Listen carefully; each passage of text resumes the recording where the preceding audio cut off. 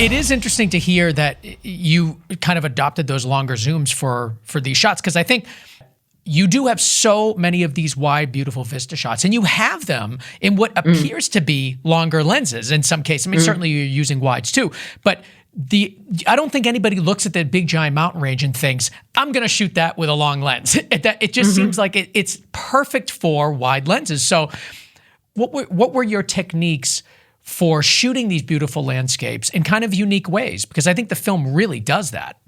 I think that comes from its origin is Jane's preferences, her kind of gut personal preferences, but also because of the nature of that landscape, which is that it's so vast. You can take a camera back, you can get in a car and take it down the road, and you could shoot on as long a lens as you can find, and it still be a wide shot. You could even probably go to another mountain on the other side of the valley and still shoot it on a crazy long lens if you wanted, because there's nothing obstructing your line of sight. It's mountain range and I guess like plateau or flatness.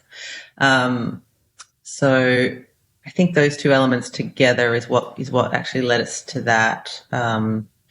Just the distances are so big that if you go on a wide lens, the mountains are going to start to feel very small because they are very far away, further away than they probably appear visually, because they're big and they're far. And if you want them to feel big, then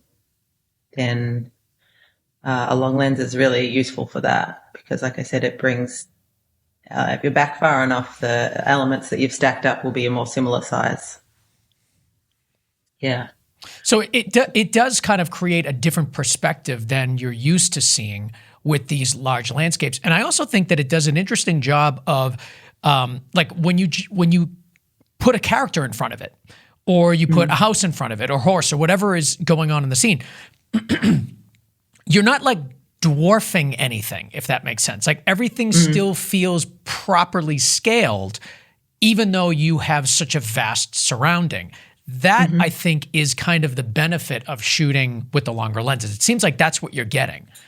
Am I going down the right road with that? No, that's 100% true. And actually also having things in frame that give us a sense of context for the scale. So when you see a house which you know to be huge, and then behind that you see a mountain range which is 4 times as high, then it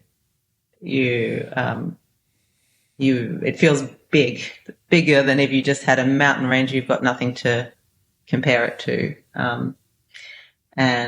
or a kind of really super long lens panning shot across a mountain range, and it just keeps panning and keeps panning and keeps panning. There's kind of different ways, I guess, to show scale, and some of that comes from context, having something we know the size of against something we don't know the size of, or we're learning the size of, which is mountain range. Yeah.